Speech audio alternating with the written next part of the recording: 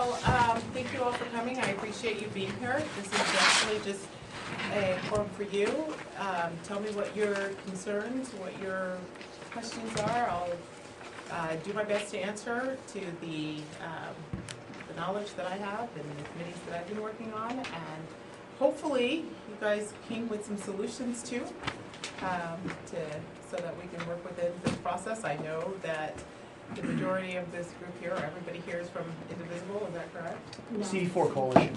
Okay, CD4 Coalition, Indivisible groups, but let me know. I'm here to listen. We're probably not going to agree on everything. I just hope that you know that I'm listening.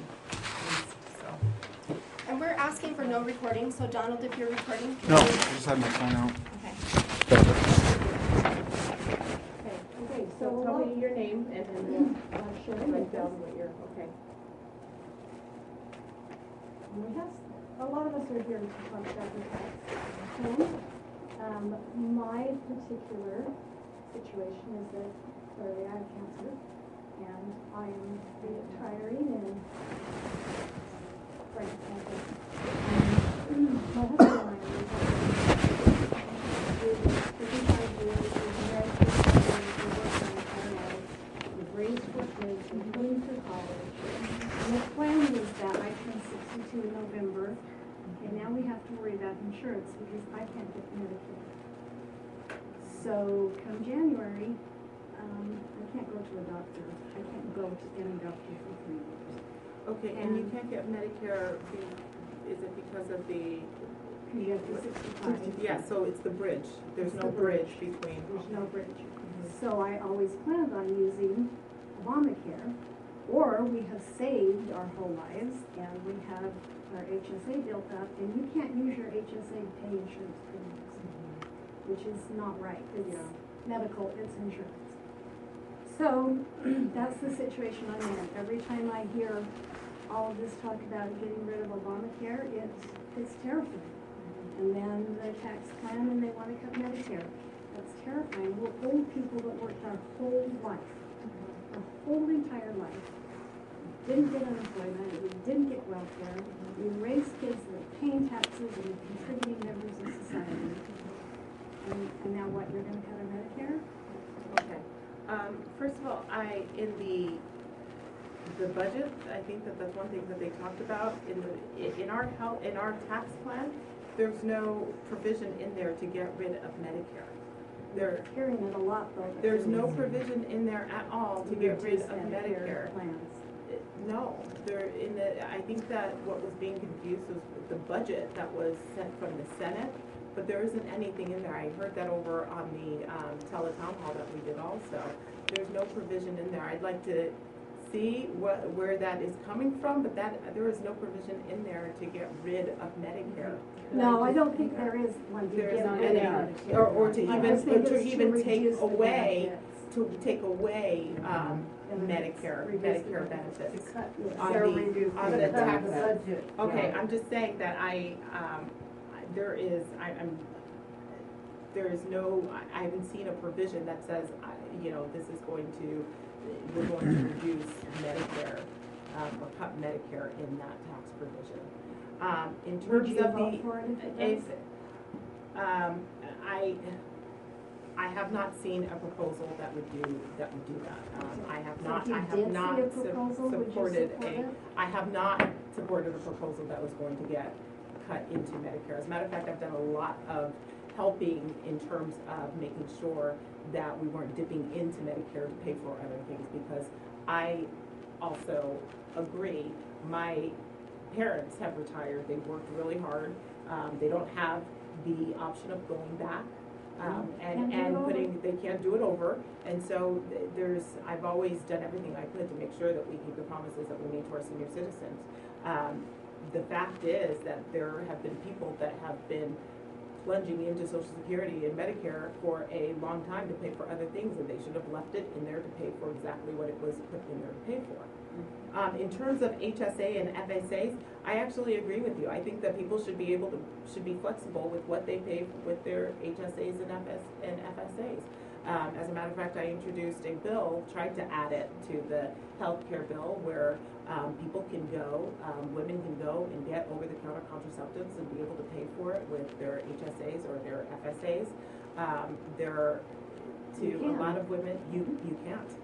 No, not under the current, you can't. And I would like to, actually, I've been working to try and get birth control over the counter so that we have people that are able to go and be able to get it. I did call your office and support that. And so, but even you wouldn't be able to use, it's so restricted, you can't use your HSA or your FSAs to be able to do that. And so that's one of the things that that we've been working on. In terms of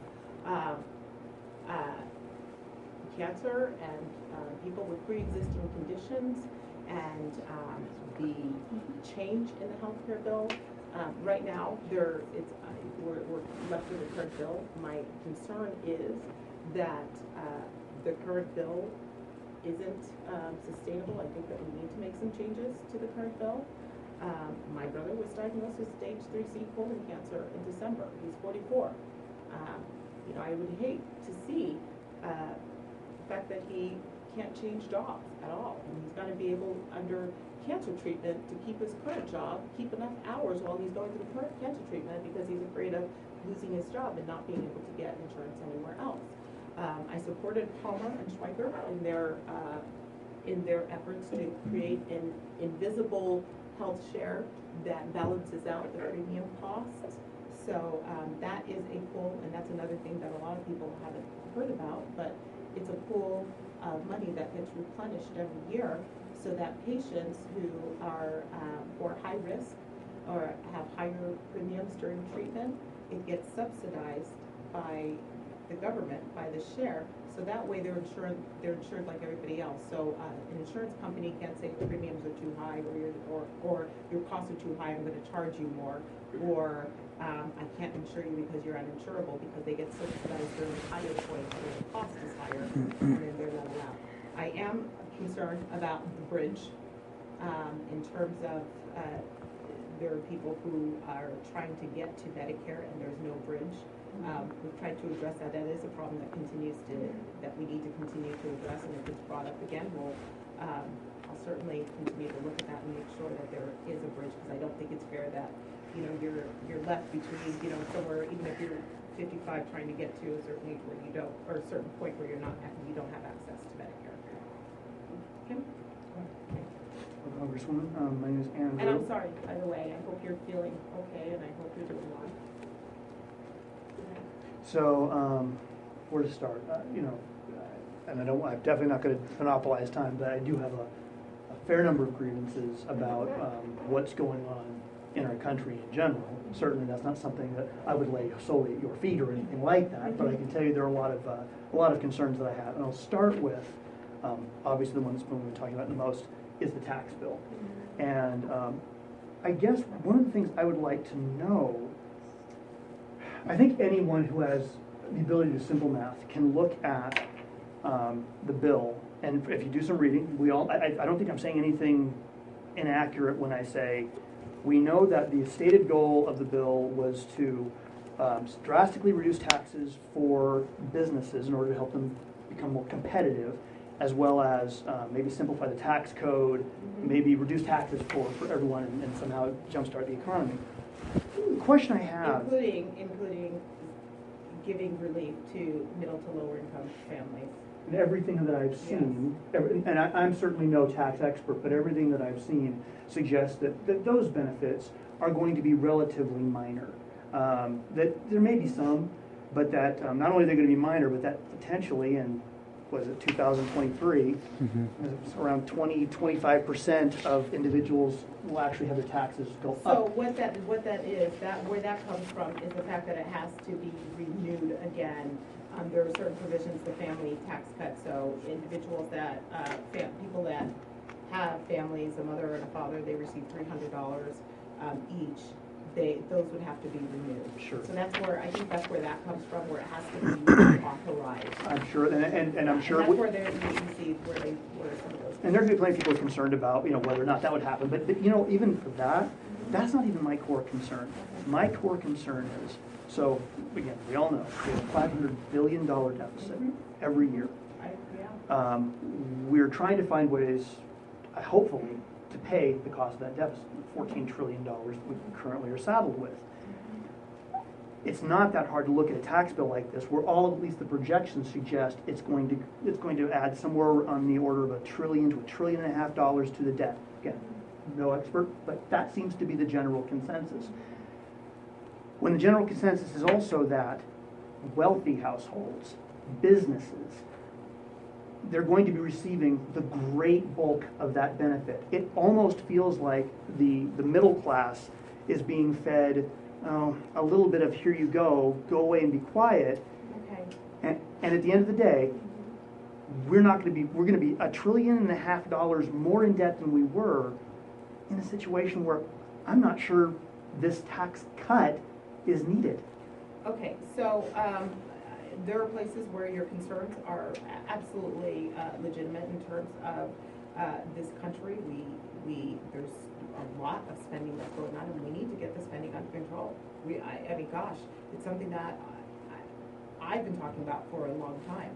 The problem is you've got families, when it comes to the tax code, you've got families that work literally from January to May, and all of those funds go to the federal government. In other words, like you're talking about a third or even more than that actually goes to the federal government.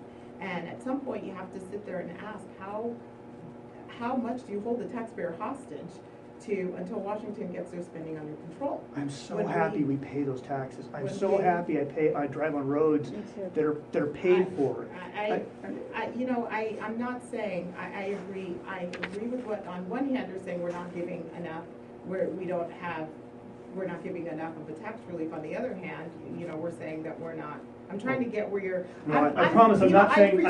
I promise I'm not saying we're not having enough tax relief. I mean, because I think that I agree. I mean, I agree with the fact that we should be contributing to our infrastructure. We certainly should be contributing to several things. One of the things that I think that we need to make sure that we hold as many groups accountable as possible. I'm on Barbara Lee's, for crying out loud, I'm on Barbara Lee bill that audits the Pentagon to make sure that we look at spending there. I think that Washington has to address its spending.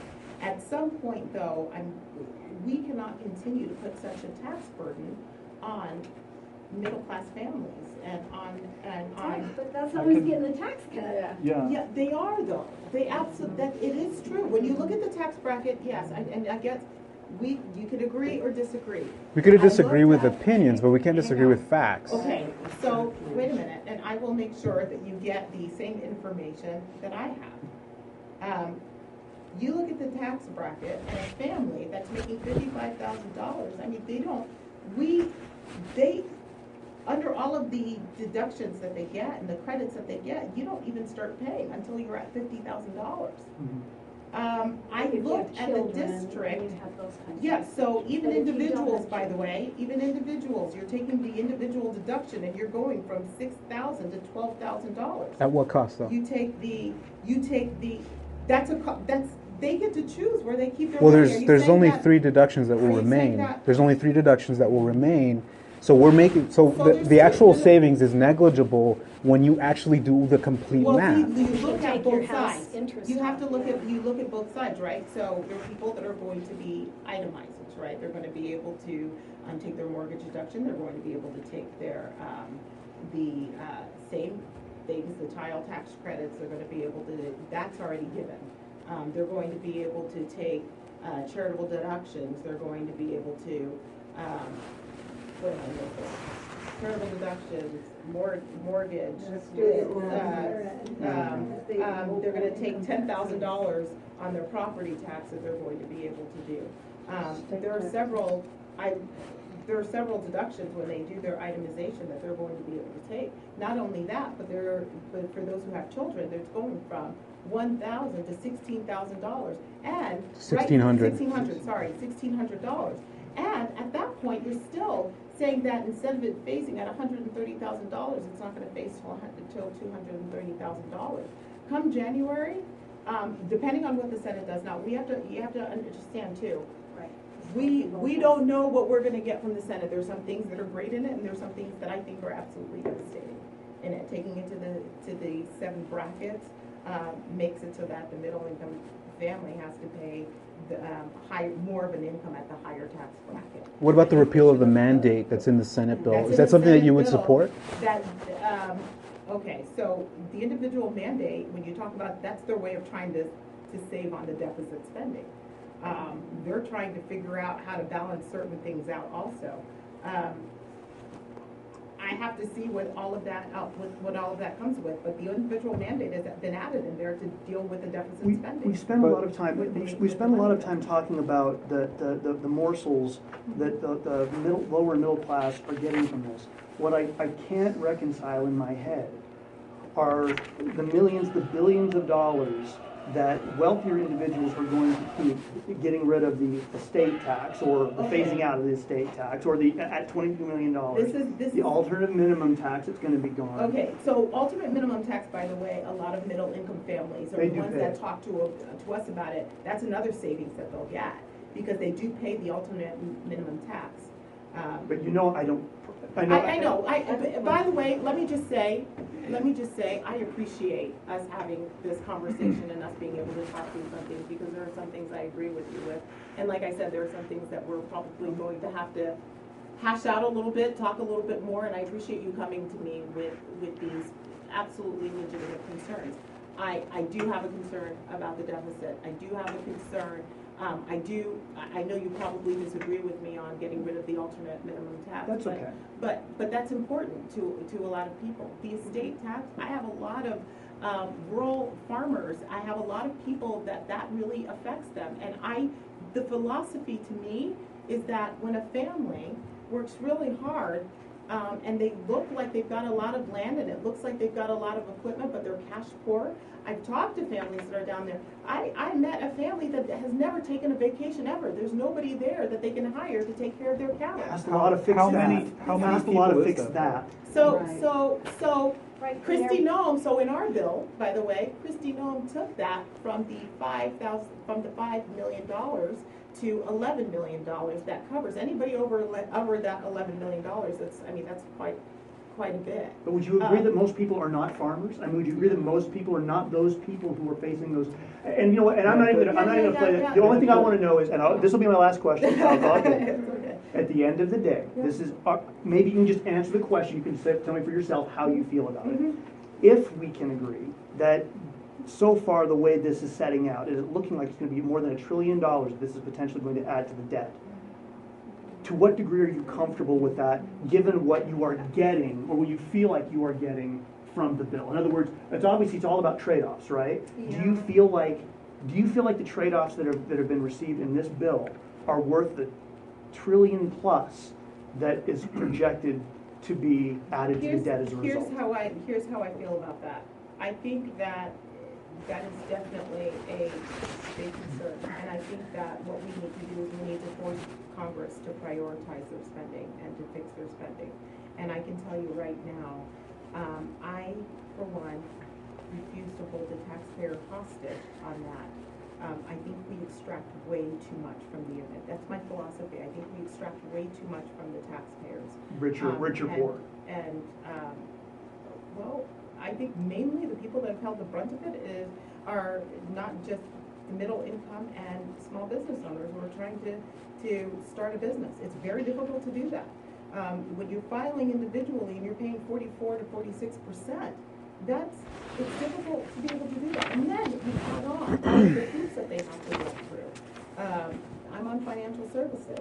One of the things that they even require before you even get a loan through the bank is that all of your employees have to give personal information, which wasn't there before. So they have to go out, comply, get all of these other things, be able to, it's becoming more and more burdensome, and it's very difficult.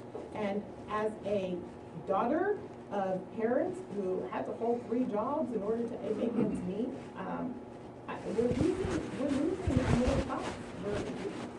there was a time where people could be able to live off of one income, one family bringing in an income, and now we don't have as many jobs that are being created, we have to do something.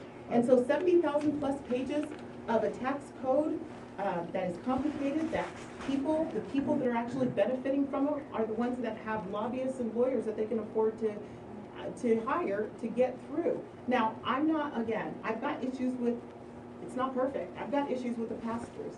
I've got issues with some of the provisions of the tax bill.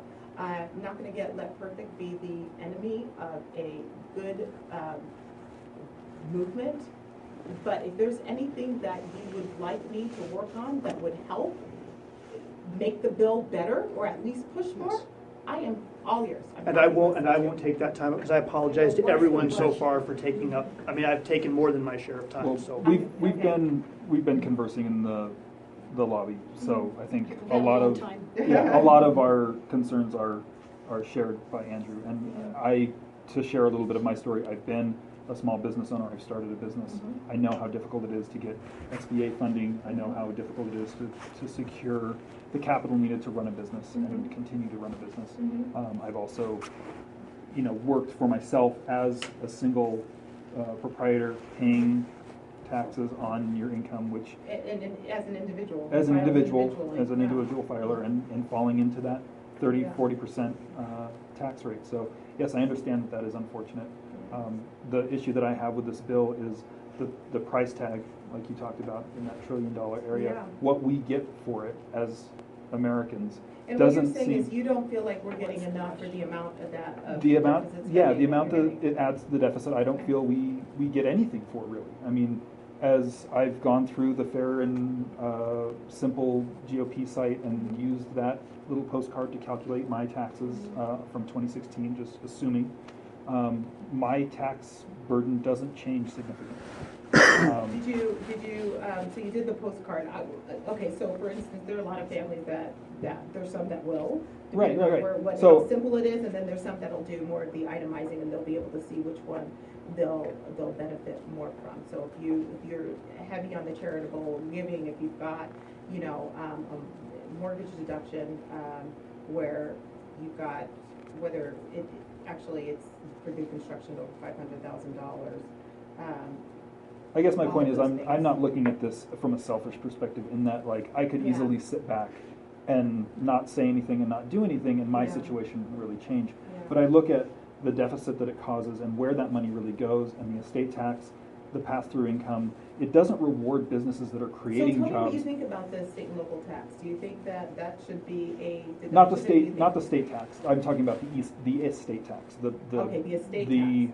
benefit that creates for small businesses is negligible, Mhm. if anything. And really, from my perspective, it looks like it rewards those people that hoard money, that don't reinvest it back into the economy. So we're paying a pretty heavy price tag for not getting much back. I would much rather see that spending go into infrastructure, or eliminate that tax break altogether and really give it towards small businesses and the middle class. So since I brought it up, and I've heard different things from one side to the other side about the state and local tax, what are your thoughts about the state and local tax? My Do you state think taxes, they should be added or deducted? yeah, I think you should be able to deduct Why them should from you the federal deduct government. twice from the same money? So you think that you should be able to deduct the state and local? Paying state and local tax, you should be able to deduct it from the money. And But that's not really, so- that's not really my main That's not your concern. main issue. It is a big issue because, anyway, to what that's going to do in terms of, that makes a big difference to some people, especially when you've got high tax areas. And by the way, both sides that I've heard on that is, one is, it forces states, they have to, now you've got, for instance, Lee Zeldin, who's a really good friend of mine, is gonna be dealing with the issue of high taxes that aren't gonna be able to be deducted except through their property tax, which is the $10,000 on the property tax. He's concerned that they're going to have to find a way to keep those high property tax owners in that state, that they're not gonna just leave that state. And at some point, you have to ask yourself, how much? Is there something in between that? How much does one state, subsidize for another state, and what does that look like? That feels very, policy wonky. And I say that because that feels like, that is certainly an issue that is worth discussing. But I feel like that's a distraction from this bigger issue that's just weighing over us. And that was my ultimate question was, why do you feel? Well, that's more funds though. That actually It is more funds. Yeah. It's totally more Yeah. funds, agreed. Yeah. But why do you feel that purchasing, as it were, with the deficit, that estate tax repeal, why do you feel that that is a worthwhile spend? Because if you were to put that into infrastructure, it would actually create jobs. Okay, so It I would think help this one is improve- more of like a philosophical belief that we disincentivize people for some reason, it's almost like hurting people who are trying to save, trying to build for their children. The biggest grievance I've heard, obviously, that I'm trying to look out for at the very first are those people who are totally cash poor, who have a lot of, they're the ones that provide our food. They're the ones that, and I know that you're talking about a fix for that, and I think that there's a temporary fix, but there's also a philosophical belief that whether people should be penalized because they have worked and saved after generation after generation, and they leave. But here's the funny thing, is right now, there are also ways to get around that too, right? So you've got, if you leave it in a trust, and you leave it somewhere, then you don't. So people that are actually hoarding it, that are doing all of that, they're the ones that have enough money for the lobbyists and all these, they actually know how to get around some of those things. And when you So start getting rid of those loopholes. We're ceding that ground then? We're just saying they're going to find a way out of it I'm not anyway? ceding So that we're ground. Like I said, it's a philosophical belief that, that I've always said that I don't support the death tax. I don't think people should benefit from somebody dying and all of a sudden they have to give. But all of that it was to put in the place to federal prevent the type of dynastic Mhm. wealth Dynastic, accumulation that we left Great Britain for. I mean, it's a reason Yeah. we don't have lords and fiefdoms anymore. So Well, I guess I'm never gonna be in that position, so. Neither am and I. To me, this is not like it's, it's something that's benefiting me or any of my family. I mean, this is, like I said, my parents came with like absolutely nothing. and that's a so, very good point. we It got nothing, benefits such but- a small sliver of the population at the expense of the majority. So I It- guess it- like I think again that is just a philosophical thought, and it's a philosophical difference that we might have. I don't feel as if I just don't feel as if we should punish people for making something and leaving it to their children. I believe that we should tax, but the death tax, the estate tax is really high. It's quite a bit. So maybe there's a fix in there. Maybe we can work with the Senate to say, okay, maybe it's not taxed as high, or maybe we do make sure that we have a place for. I would be Let's move remiss. on. We're getting short Okay, on time. all right, Okay? all right. Sorry. No, you're, Okay. that's fine.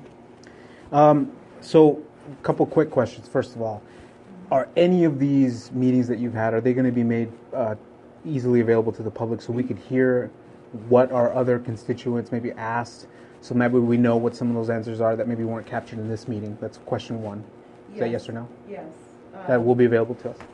Yeah, we did do some recordings of some of the meetings, or did we not? We did little snippets here and there, but we didn't, we can maybe look at doing that for the December Podcast, meeting. maybe we could do a podcast or something like that. So I would be people interested. can listen. I've attended all of your conference calls and Town hall, some town halls, yeah.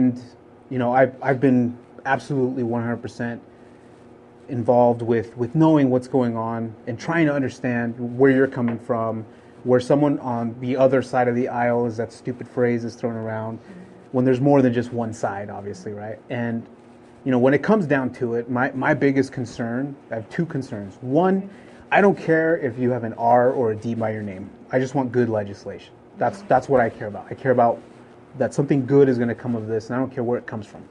And then the second thing that I'm concerned about is as you mentioned earlier, that from a philosophical standpoint, you're on a different side. And I can respect that because everybody here Not all probably... the time. Well, not all the time, but in this specific scenario, when it came to the trade-off of a deficit, and you're talking about the estate tax and that you come from a different perspective, and that's fine. But the bottom line is that a philosophy isn't going to help us when it comes down to it if these numbers are correct. I've read about what the Tax Policy Center has said, the Joint Committee on Taxation has said, and I'm concerned that, one, the tax cuts for corporations are permanent. And as you mentioned, due to the rules, the ones for the individual, those have expiration dates. Just right? just that portion of it, so just which I actually disagree with that. I think that they should. And I'm glad that you disagree with that, but it needs to go beyond that for me, because as I see it, it seems that the people that have been elected to make those changes and decisions should be introducing bills or introducing things that say this needs to change because it's not fair. You realize that, by the way, there's several amendments that could have been added to the tax code, but it was a code, it was a closed rule. So there weren't amendments that were added. They spent weeks in markups going in through markups and trying to get these things through. So even some of the things that we wanted to put in terms of amendments, I'm not on the Ways and Means Committee, I'm on Financial Services. Those amendments weren't available, and so what we've tried to do is work through, at least work on the Senate side to fix some of those provisions, and hopefully we can get at least that portion. And it's not going to be, like I said, we're not going to get perfect. You have 435 members, Congress, but. It doesn't need to be perfect. No, I mean, it really doesn't need to be perfect. It just needs to. I feel like the lion's share of this, 3/4 of this is going to benefit. It's going to benefit business. It's going to, and I'm not anti-business. I work for a corporation. I'm grateful for the employment that I have.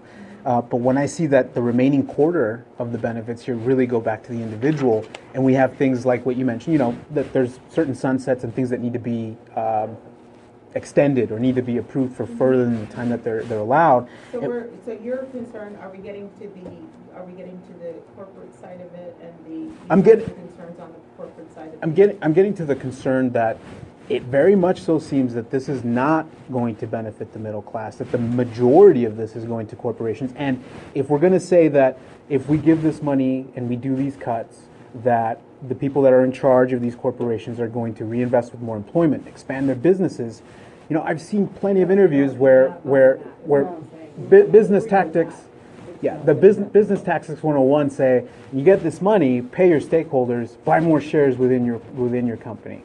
And there is no guarantee or anything written into this legislation that says, we're going to give you this tax cut. Here's the stipulation that will guarantee that the middle class and the working class are going to have some sort of reinvestment. We're going to give you experience that backs up. or anything, or any past experience. That's true. Here's what I have looked at, because this should be no surprise when we talked about, and by the way, not just me, but people. My opponents have actually said the same thing. Doug Owens went on and talked about reducing the corporate tax rate throughout the entire campaign because we have been pushing businesses offshore. We haven't been competitive on the global market, and we are the highest in the modernized nation in terms of corporate tax rates. So we've pushed so many people to do business in other places instead of investing right here in the United States. So this is something that we have talked about, that I've talked about, and we had for a long time agreements on this on both sides of the aisle. Mm-hmm. But now I'm hearing, well, this is not going to be good. What about the S corp? So are you guys not okay with that either? The tax cuts to small businesses is what you're talking about. Yeah, I've read about that. And from what I've read, it looks like I'm sorry, I swear I feel like I'm in school all over again trying to keep up with this stuff. And I'm not saying that there's nothing good in this. I'm just saying, how is the good being balanced? Because to me, this seems so unbalanced from the perspective of we have workers, we've got working class, we have middle class, we have corporations, we have the ultra elite rich, we have people. Like, where is this? How is this being distributed? And who came to that conclusion that this is the best way to go about it? Because it doesn't seem like this is a well balanced type of thing. Well, you have to understand what we're talking about, 70,000 pages worth of legislation and rules and code and loopholes. So why are we over hurrying? So why are we Yeah, hurrying? why are we hurrying Because it through? there are a lot of people that are saying, we needed this 30 years, it's been 30 years since So there's if we that. needed it 30 here's years the ago, thing. we can take a year. The other thing you have to understand too is that this is not something that has happened overnight. I mean, you've got Paul Ryan, who used to be on the Ways and Means Committee. These are things that have been worked through the Chamber of Commerce, through negotiations with small businesses, negotiations with all sorts of people that they've tried to pull in. I mean, this is like, you're talking about hours, weeks upon weeks of markups in committee. So I understand, people talk about this very, it may seem that way, but it's 30 years of a tax code that has been burdensome on people. But you can't say And there you've got- isn't a and lot the of thing pressure about to it is get it that- done by the end of the year for Trump. Rather than what's Well, good you know and what, fair to be and honest with you, fast. to me, it has nothing to do with Donald Trump. Everyone here, and I don't, you guys all should know that I'm the only one in the delegation that didn't vote for him. And when people say we need to stand behind the president's agenda, I say, baloney, he needs to stand behind our agenda. This is the legislative branch, which I haven't heard, I hear a lot of the other Democrats? No, I do not. I just hear so many different, this is wrong, this is this, this is that, and I'm trying to get people to work with me on specific issues, on things that we actually agree on. I'm working with the CBC, the Congressional Black Caucus. I'm the only Republican in the Congressional Black Caucus, and let me tell you, they are friends of mine. They're like family, where they see a benefit of me going to the other side and pushing for legislation on criminal justice reform, on poverty issues, and different things like that. So all I'm asking is that you work with me, and like I said, we're not going to agree on everything, but I think you're going to find that I am more open than anybody else in the delegation. I'm going to pass this on to them. I don't want to. You know, I don't want any time. solutions, you name it. But I just want the last thing that I have an ask/question of you. I think everybody else in this room, including yourself, I never want to see another election like the one we had this last election with how it went down in regards to the political tribes that came of it, the fractures that came of it, the ridiculous mudslinging about this and that, and I think it did a great disservice to the people of this country, because instead of focusing on issues, we got caught up in mudslinging and who said this and who said that, and this person's like this and this person's like that.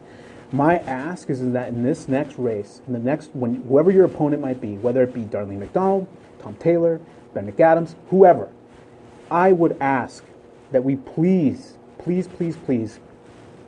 keep the Clintons, the Pelosi's, the Schumers. They have nothing to do with Utah. The Trumps? The Trumps. Keep it all out. Keep the Trumps out. I don't want to hear anything about Ted Cruz. He has nothing to do with my congressional district or my state. I want it to stick to the issues, and I want this. I would love to see a race that is substantive with issues. I want that. And I agree with you, but I agree with you. Because the last article I read from one of the people in your camp was talking about tying Ben McAdams to Clinton, and that I don't understand that. I don't understand that. Okay, so look. Why happens, that? You know what?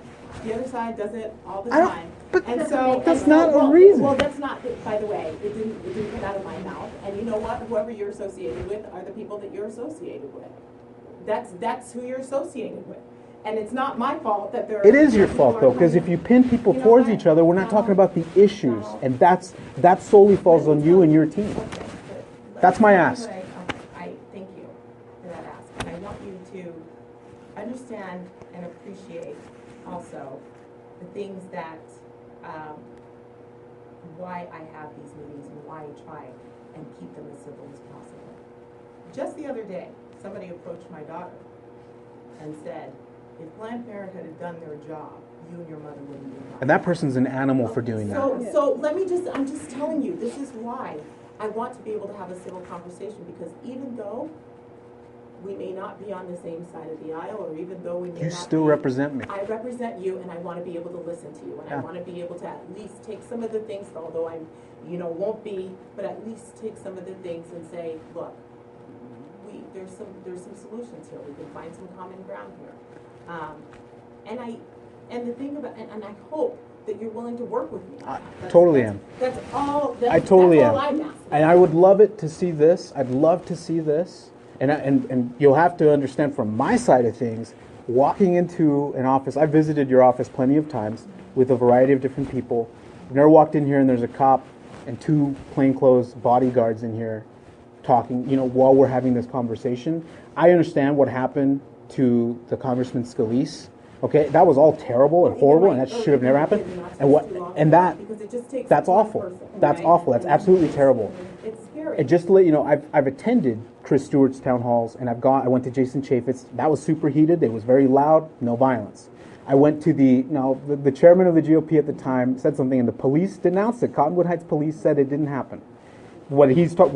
Those of us who were there. So You yeah, don't- and we you were don't there. see- you don't get the But I things would that love. get. I bet I don't. I So- bet I so don't. You have to understand that. You have to understand But that. I'll that's give you another thing. Somebody's saying that, the next time you come home, you're going to be coming home in a body bag. And that's With all of the ridiculous. That's violence horrible. That's been happening. You have to understand. I do. It's I do. okay. And not just for me, but the people that come into this. Absolutely. Room, right? We I- don't want to have I agree with you. I just think that 2 years without a town hall in person is a bit too long for anybody, especially when your peers have done 1 and 2 of them already, and nothing's happened in Utah. So I hope that feedback is still well received. But that's we can get back and forth on, whether what you call, if you look up the definition of a town hall, I do them over and over again in many different forms, and I do them in a place where we can have a good civil dialogue. I've asked questions on all of your conference calls. Not one of them has ever gone through. And I know that there's countless questions that go through,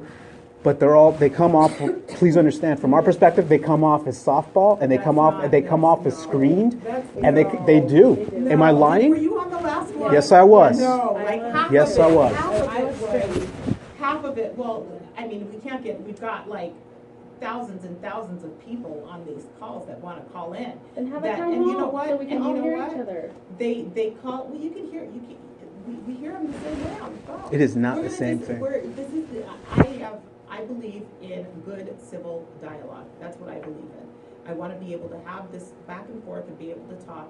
And if you really want to create a forum where we can have a dialogue and I can take things back, this is the best way for me to do that. There is heated civilized discourse that can take place, and then there is the description of what you said of people approaching your daughter, and I don't know your family, and that was awful that happened, and it's horrible, and it should be condemned by everybody. And so I wouldn't currently, I'll tell you this, if this is the bill that comes forth and this is what we deal with, I'm not left with a choice to be able to support you and vote for you. But I would never want to see someone ever come towards you or your family and disrespect you and insult you and scare you like that. So I didn't do it, but I'm sorry for the person that did that. That was horrible. So with that, I'll leave it. Hi. I definitely echo Andrew's comments on the tax bill, and definitely echo Don's on having an in-person town hall with all of your constituents welcome in the same room. But since that's been hashed out, I'm going to ask you just something that's important to me that you brought up earlier was about making birth control available over the counter. I currently go to my doctor and I pay a copay, my prescription gets sent, and it's covered. If you make it available over the counter, how much do I now have to pay out of pocket since insurance isn't going to be covering it? Okay, actually, it brings it down to a fraction of the cost. So you're talking about $3. And by the way, you can still go through the doctor. I'm not preventing insurance from covering it. The insurance can actually cover it. The cost Would they is not actually deny because it's available over the counter? No, Would they no. not say we're not No, going to cover as a this matter of now? fact, They've they'll done this cover- before with other medications. No, as a matter of fact, it's cheaper for them. So there's no insurance companies. What we've done, what the bill does is it actually says, all of these things have to go through the FDA. They pay a large fine to the FDA in order to get it over the counter. it cuts that fine so that they can get it over the counter, because there's so many different types of birth control that can be offered, and they have to pay a fee, a large fee for every single one to be able to be put over the counter. So if they find them safe and effective for 10 years or more, then they're able to bypass that fee, even though they still go through the scrutiny of making sure that it's safe and effective, and put it over the counter. So something that costs $30 now is at the cost of $3. The problem that I had with the current, and you can use your FSAs or HSAs, you can use whatever you want to be able to pay for that, by the way. It opens that up. The problem that I have are the people who didn't have access to that unless they had to go and make sure that they got a prescription medication through their doctors. And the problem that I also have with that is because all of you may know that I am unapologetically pro-life. But I think that we need to give women the option of being able to protect themselves before they have to make a choice between life or not a life. So I'm taking it as, right, give us good birth control and give it to us so that it's available. So no, actually it makes it so that it is covered more because it's actually cheaper. There's no, they bypass the liability. I appreciate that. And I want to hear, that's what I wanted to hear. But how can you guarantee that insurance companies, prescription drug companies will charge $3? How is this written in anywhere that they cannot charge more? So what it is we cut out the middleman. The reason why that's just common sense that it would lower the rate. They are not rational. This is people. the actual information They're gougers. that we're getting. These are, well, see, this is the problem. We're talking about lowering the cost of healthcare. We've got to talk about the pharmaceutical companies that actually totally go through. agree. So this is a way of actually saying, hey, by the way, we know that you can't monopolize this. We're going to bypass those fees, but you have to be able to make them Would that be part of it? That they wouldn't be able to gouge us on the price? If you read the bill, you'll see that the actual cost, because of the cost of the excuses that they've given us, is the fact that they have to pay these fees and they have to make it up through the middleman. So insurance takes their portion of it. The cost that they pay to the FDA takes a portion of it. So now, with cutting all of that out, that has to be passed on so that it's actually so is that in the legislation that it would be a lower? I mean, how do you hold them to this? They can be giving you excuses all day for why it's expensive, but then when you cut out all the middlemen, how can you guarantee that they're not going to continue? So right now, under the current law, they can't deny that. So under the current law, under the essential benefits, right now, they can't not cover. I know. So that right there is even written in current law. What I'm trying to do again is trying to get people to make sure that they have access Absolutely. to it. So I think that our goal is the same. They can't. I have concerns that pharmaceutical companies would be ethical and treat that bill in an ethical manner. I think that you and I have the same goal. I will look at the bill again and see if that I'll bring that up in terms of if there's any fixes. If we're comfortable, we can get back to you and make sure that you know why we're comfortable with them covering the cost. I can certainly look at that, but our goal is the same. Like I said, we may not be in the same place in terms of choice or whatever, but I kind of feel like this is not just about it's about life, but it's also about health too, and being able to provide health care at a lower cost. Absolutely. And by the way, it's something that I get. Another thing that I get a lot of pushback from places like Eagle Forum and things like that, because they, to me, it's about the government staying out of my healthcare decisions. Right. So. If I'm yielding to her. Okay. Well, I understand your position because when I quit my job teaching school and got a master's in social work, I had to go on COBRA. And the COBRA payments were like $500.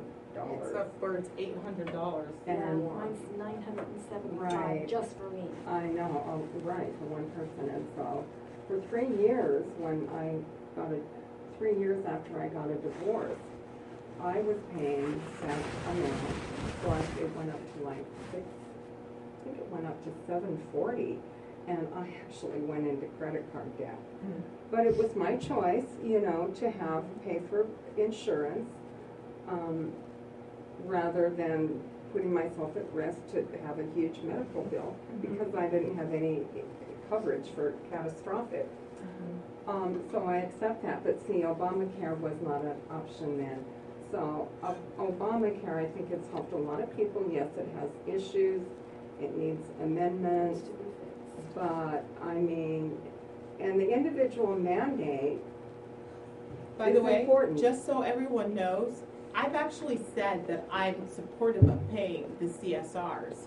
So I know that there are people that have, I don't know, there've been some stuff up there, but since the law is that law, I believe that we need to pay those CSRs until that bill's paid. So Sorry, just so that you guys- CSRs, I apologize. The subsidies, yes, the those subsidies are- to the insurance companies to make yes. sure that they keep the premiums low. Thank you. Yes, What is so it just to again? let you So know. thank you for that. CSR? I just very want much. you to know that that's actually something that I've, so that way, you know, it's not like the premiums continue to balloon. I think that we need to make sure that we, even though, anyway, I just wanted to let you guys know that I've Yeah, I actually didn't said know that I that think that we was- need, I believe that we need to pay this.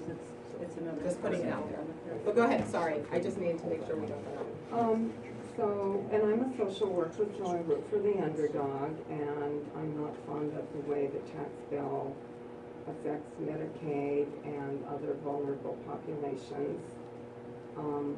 And I do feel the same way that you guys do. It's top heavy. The cuts go to the highest income, you know, makers. And also the corporations having this permanent, cut. That's just not right. And research has shown that trickle-down economy is not effective. Doesn't trickle down to the middle class or the working population. It's kind of like you said, you know, we're going into this big deficit, and yet it's not going to trickle down. If the money goes to the big people at the top of the corporation. So that's basically, you know, what I find not good policy. It just, Those are your concerns. Yeah. Totally fair. so, you know, being a social worker, I think we should do more for the homeless. Yeah. I'm appalled the way, Yeah. I mean, I have a girlfriend that works at my agency that she works with the homeless, and there's no education programs for them. We shouldn't be giving them handouts, we should train them. And yes, a lot of veterans, you know, that have mental illnesses. But we need to take care of these people. They served our country, I agree. I agree. so. I agree. I I mean, get I'm on on that every page pro-vet about- bill that there is out there. I mean, I think that we can do a lot. I'm bringing this, the Congressional Black Caucus out to talk about how we deal with poverty issues. I think the state has done a decent job. I think we can do a better job on that, but there's a lot that they've actually looked at in our state that they said, oh my gosh, we could actually duplicate this in different areas. So that's one of the areas where I've been working with the CBC on in terms of helping the most vulnerable among us. And I think that one of the issues that we need to, they tackled it a little bit, but more so than anything is obviously the opioid abuse that puts people into the homelessness issue. Also the mental illness that used to be, you know, stigma, and thank goodness people are talking a little bit more about it. But those are the types of things that I think that it's one thing to try and put a Band-Aid on the issue. It's another thing to try and do everything we can to keep people from going into poverty or being homeless. Now, one of the things that the federal government, the way that the federal government deals with poverty issues is that they put them all in one blanket. In other words, you know, they treat poverty all the same. And there's intergenerational poverty and there's situational poverty. So I've got a constituent that is has 6 children, pregnant with her 7th. Her husband didn't wake up. They weren't planning on it. He's in his 40s. Here she is with 6 children, nothing, and there's no bridge. There's nothing. And then you've got people who are, by the way, on our system, right? They're on the on our welfare system, and there's no bridge there either. So they're disincentivized to be able to take more work. those are the areas that you're going to find that we agree quite a bit on. I'm working with the Congressional Black Caucus and with people on both sides of the aisle to try and get those things to the table. We have some solutions in 10, 20, 30 that we're trying to get Paul Ryan to get on the floor. You know, but those are, I think that those are the things that we need to work on, but it's not just, you know, dealing with the issue. You have, with the, I guess the symptom of the issue, but actually deal with the issue so we can empower people so that they could become, you know. But if this tax bill goes through, it's like the lower class and all these vulnerable populations are just left in the dust. I disagree with that. You know. I do. I disagree with that. Okay. We're just. Thank you for your time today, and also thank you for all the good things that you do. I know your job's probably really Thank really you. challenging, but I have so many concerns, but I'm gonna keep this as brief as I possibly can. Right now, it's the tax bill. Of course, medical is important to me too, and the DACA kids. There's so much going on this Right. year that it's spinning. But so I'm with these guys with the tax plan. I'm wondering what you think. What percentage of your constituents would pay the estate tax? What do you think with the income? I have a chart here from last year's census information that says what the income levels are for the number of households. And I would think there's very few. They're more in Very our few. rural, like the Sanpete area, our cattle ranchers, our turkey farmers, those are the people when you've got a lot of equipment and you look at some of them, yeah. And so your dad has Who's more had than $1 cattle. million worth of property. Okay, well, It's that's a lot of, but they're cash poor, I'm telling you. They barely, they're just making ends meet, and they're trying to provide for their families. And this hurts them. It's a fact. Okay, I had heard that if they have that in excess of $11 million estate. Well, it was changed to 11 million, so that's what the In the House new bill law, the did. proposed. From 5.5 So it million. went from Okay. 5.5, so if you can imagine a farm with equipment and all of that is added up, and all of a sudden you've got a head of household that all of that was under, now the wife has to pay for half of that estate as if she's getting that. And there have been families that have literally they lost their farm, or they've had to get a mortgage out and it's bankrupt their family. You have to start all over. I still would think there aren't too many of those in Utah, honestly. But they're still, you know. Yeah, let's make you a law for you them, have to though. understand- You have to understand, that's where we get our food from. You know, these are the people we want to, we talk about saving farms, and we talk about these are the people that we get our food from. These are the people that we get, whether, you know, or. There's gotta be a way to protect We just have to that find a small way. group Right. as What I opposed to the understand billionaires. is that they can get a very low interest rate loan and pay it over years. Okay, but So are they not making money? You see what on I'm this saying, farm? though? You're buying feed, you're trying to make ends meet, and then we're telling them after they've lost someone, a loved one, that they have to go and get a low interest loan to keep their farm. That's not right. So there should be a solution. You know, I totally agree that there needs to be a solution for those people. I just don't think that this is the solution for So what I'm them. trying to say is that we've moved that, and I believe that envelops those people to the 11 million. So if you've got that in assets, it used to be 5, and if you think about it, you assess those farms, it's worth quite a bit. It'll be 22 million for couples, as far as from what I've read here. 11 million for individuals. It's 11 million. I think that the PSC South transfer the 11 entire 11.2. estate to his There might be a other point spouse two in with there. no tax. Around Yeah, 22 it's million for going to couples. increase- Spouse is is it already double? just now. Is it It does. What was that?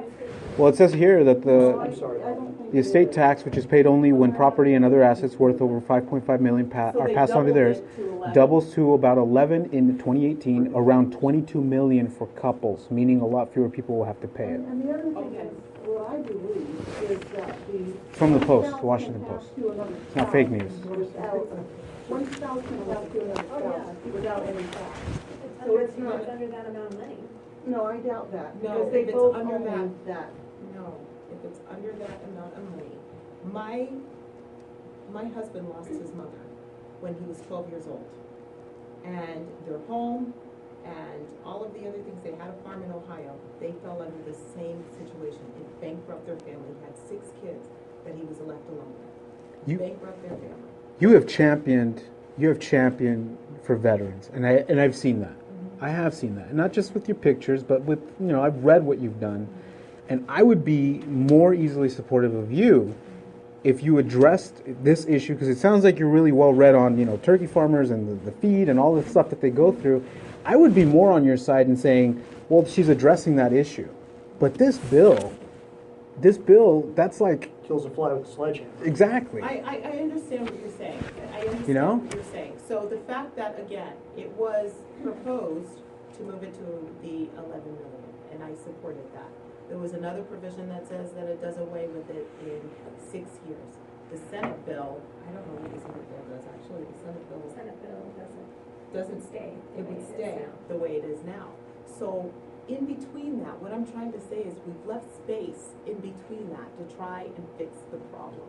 So to me, the 11 million, I think, covers, the people on that south end. And you're talking about 11 million in assets, but you see what I'm saying? What I'm trying to tell you is I'm not going to say no to the bill if it says it's either this or not. So in other words, if they say we're not going to do away with the death tax, but we're keeping it at $11 million, or before it gets taxed, that to me makes sense. Some trust fund kid living in Malibu and his parents die skiing in the Alps is covered by this. This doesn't address the farmer. This doesn't address that business. That doesn't address the people that feed us. This addresses the blanket of everybody that's at this. It's all under the same estate Rewrite tax. that part. That's the way. Then that's see, the problem isn't that this whole bill is garbage. It's not that. It's just that pieces of it have crap on it. What you're saying is. I'm sorry, I can't be any more eloquent. I know what I'm saying. What you're saying is fair. Now, what I'm trying to say is where my concerns came from in supporting that is put back.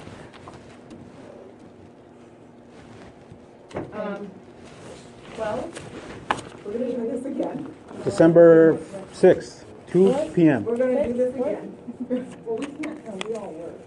We can't come at 2 o'clock in the afternoon. Well, but here's the difference. Here's the difference with this forum. The difference with this forum is that, with at least we were able to speak to everybody. And I'm able to put a face with a name and understanding, like I said, we're not going to agree on everything.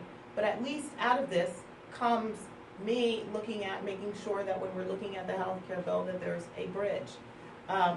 Coming towards this, I understand your concerns and making sure that we do a little bit more for the middle class, and we disagree on some issues, but I can take some things back.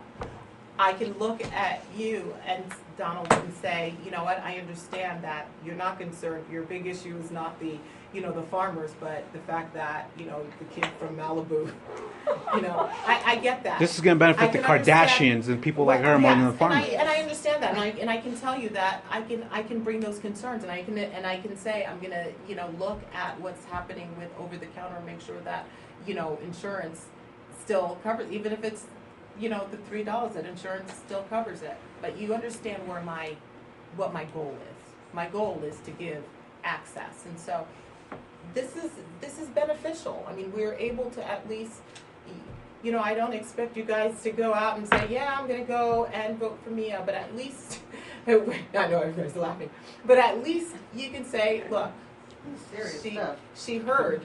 It's serious, and we had a conversation. And the more opportunities we have to have those conversations, I think the more opportunities we'll have to find common ground. Yeah. Unfortunately, every week is like another fire drill where we have to worry that the government's going to try to kill us in some way. Yeah. So, Yeah. yes, let's work on finding common ground. But One last, go ahead, Mom. Okay. I'm really concerned about the education changes in the bill. I feel that it's taking a total of $65.5 billion worth of education benefits. I printed out the law. Yeah, I know. So in order to give those benefits, and this is one of the areas that, I wish that's something that I fought to try and keep. One of the problems that I think that we have that we all really need to address is the rising costs of higher education, and the more we put funds into higher education, they push those funds up. So I'm looking at students that are coming out that are having loans, student loans of like $20,000, $30,000, $40,000 when we've got to do everything we can to lower the cost of higher education. So that's one of the reasons why there was that individual deduction of $6,000, and that was to try and see remove some of the loopholes there. I wish we could keep some of those, but the concern that I do have is the more we put funds into that, the more some universities are going to take advantage and raise the cost of higher education. Well, we've got to make sure that we lower the cost of higher education. Isn't this all like under elementary and high school? Middle No, school? this deals with college. Oh, Yeah, okay. this deals with college. But in the meantime, why disincentivize people by not allowing them to write off that student loan interest, taxing the graduate students on their scholarships? Like, if you talk about Tuition waivers. That's the only thing I can say. I would like to put that in. so if that's not in the final bill, would that I'm hoping I'm gonna work on I'm gonna hope to put it in, work with, right now there is a proposal to actually put that back into the Senate bill. I'm gonna try and push that in, but that's one thing that I wish would have stayed in there. Is there a red line for you where if something is or is not in this bill that you would not support it? Well, there would have to be a lot taken out and changed. If I saw if I saw that they took out the several things like the mortgage, the charitable, some of the things that really are important to this family, to people that are here that are trying to, that would be an issue for me. The child tax credit also is a big issue for me. I don't think people should be disincentivized for having a family or trying to take care of their family. So there's. But the ACA repeal, that's not a red line issue. The fact that it's in the Senate bill now, that's not. The repeal of what? The repeal of the mandate for Individual ACA. mandate. Now, you see the individual mandate, I told you what they're trying to deal with on the individual mandate is they're trying to lower the costs, the deficit costs of the individual mandate. I So get what they're doing. that's, Is that a red line, or is that okay for you to vote yes? well, I've got to see the whole bill. I'm not gonna commit to that or not. I know you're disappointed in that. No, I just want an answer. Whether it was yes or no, I'll take your answer. That's a non-answer. The thing about it So. is, it's bigger. It's not just one item or not. It's what it's about.